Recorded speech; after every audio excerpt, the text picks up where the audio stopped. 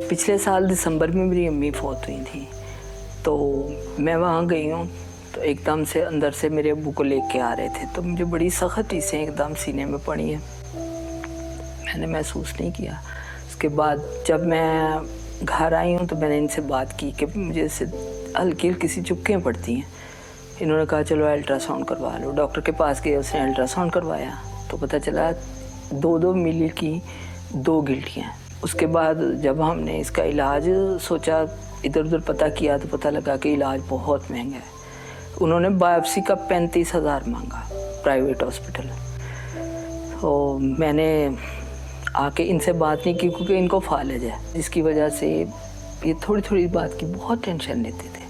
जब मेरे हार्ट में प्रॉब्लम हुई थी तब इनको ब्रेन हेमरेज हो गया था, इनकी नस फट गई थी दिमाग की। मैंने इनसे बात फिर नहीं की। मैंने कहा ठीक है, ओके, दर्द होती ठीक हो गई है। तो मैं खुद से गई हेमोपैथिक डॉक्टर के पास। हेमोपैथिक वाले ने मुझे कहा कि आपकी ना हम दवाई देंगे, दर्द भी हट जाएगी और ये बढ़ेगी भी नहीं इंशाल्लाह। मैं 4-5 महीने उसकी दवाई खाती रही। दवाई सस्ती भी थी और नज़दीक भी था। डॉक्टर खुद से मैं जाती थी, मुझे पता चल गया था कि ये बढ़ रही है। दोबारा मैं जब गई हूँ अम्मी की तरफ तो वापस ही पे ना मुझे ठंड लग गई, निमोनिया हो गया। जो हमारा डॉक्टर है ना इधर, मैं वहाँ गई हूँ तो उन्होंने इनको बताया कि इनको इस मसले के अलावा भी कोई मसला हो सकता है।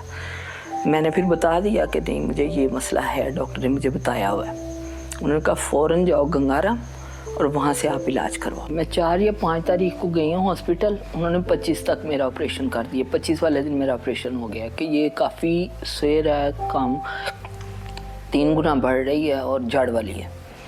ऑपरेशन हो गया। उसके बाद मुझे उन्होंने कहा, यहाँ से हॉस्पिटल ने कहा कि आप ख़रीद के लाओ अपनी कीमो तो हम आपको लगाएंगे। दूसरा रोज़ा था उस दिन, पहली कीमो की दफ़ा। जब हम वहाँ गए हैं पता किया तो उन्होंने कहा जी 23,000 की है। मैं अफोर्ड ही नहीं कर सकती थी। मैं घर आ गई हूँ। हम 2-1.5 महीना इधर उधर भागते रहे, कुछ नहीं बना। डॉक्टर ने कहा कि अगर आप ला देते तो हम यहाँ लगा देते हैं, नहीं तो आपको जाना चाहिए फारूक हॉस्पिटल जाएं आप, तो वहाँ से आप पर्ची बनवाएं और अख्तर सईद आपको लगेगी। ये कि मेरा बेटा है जो बेचारा ऑपरेशन के दौरान छुट्टियाँ कर करके तो जॉबलेस हो चुका था। ये मियाँ मेरे काम नहीं कर सकते, इनको फालज है, उसके लिए बहुत परेशानी थी बहुत। फिर हम वहाँ जाहिर है कि डॉक्टर का क्या फिर माना। वहाँ गए, फारूक से पर्ची बनती थी, 3,000 की वो पर्ची बनाते थे और फिर हमें EME सोसाइटी जाके लगवाना पड़ता था। 2-3 हज़ार उसका किराया था। उसके बाद वहाँ सारा दिन रहना, शाम तक 7 बजे तक हमें छुट्टी होती थी। चलो बहरहाल जो 4-5 हमें लग गई सरकारी तौर पे हमारे कार्ड पे। उसके बाद जी जब 5 लग गई तो 6ठी की दफ़ा उन्होंने कहा जी आपको नहीं लग सकती क्योंकि आपका हमारा वो चेंज हो गया मसला।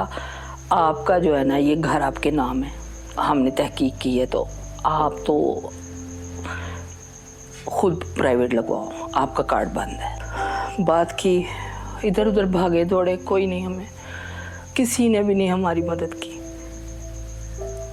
कैंसर केयर तक गए। उन्होंने कहा जी आप अगर शुरू से इधर कराते इलाज तो हम आपका सारा कुछ करते खुद ही, आपका इलाज जहाँ से हो रहा है आपको वहीं करना और उसी हिसाब से करना।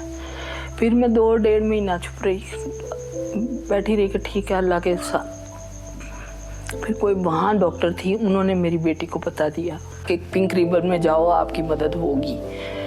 और शुक्र है अल्लाह का, उन्होंने हमें वो दौड़े नहीं लगवाई हैं। उन्होंने सीधा कहा कि हम आपको आपका पिंक रिबन का आपको अगर हमें तसल्ली हो गई तो हम आपको सपोर्ट करेंगे, पर ऑनलाइन करेंगे, ठीक है, हम खुद आपको ना फ़ोन करेंगे। उनका फ़ोन आया है, मेरी बेटी गई है तो काम हो गया, शुक्र है अल्लाह का। नहीं तो ये इतना मैं कर नहीं सकती थी, मैं इस काबिल ही नहीं थी। मुझे दवाइयाँ लेके दी हैं उन्होंने। मेरा बच्चा जाता है, उनको वो दवाइयाँ जो लिख के देते हैं हम ऑनलाइन उनको भेज देते हैं पेपर, वो दवाइयाँ हमें भेज देते हैं। सिर्फ एक दफ़ा मुझे जाना पड़ा, उसके बाद नहीं। पिंक रिबन वालों का मैं शुक्रिया अदा करती हूँ, बहुत बहुत शुक्रिया अदा करती हूँ कि उन्होंने मेरे साथ ताउन किया। आज तक उन्होंने मेरे साथ ताउन किया तो मैं चल रही हूँ। अल्लाह ताला उनको इस चीज़ का अजर दे कि उन्होंने मेरे साथ ताउन किया जब मेरे कोई सुन ही नहीं रहा था। अब भी वो अल्लाह ताला के हाथ पे है, क्या होना क्या नहीं होना, पर अपनी तरफ से हीला तो है ना। जो भी वहाँ दे रहा है, जो भी वहाँ मामले चल रहे हैं, अल्लाह उन मामलों में उनको बरकत दे।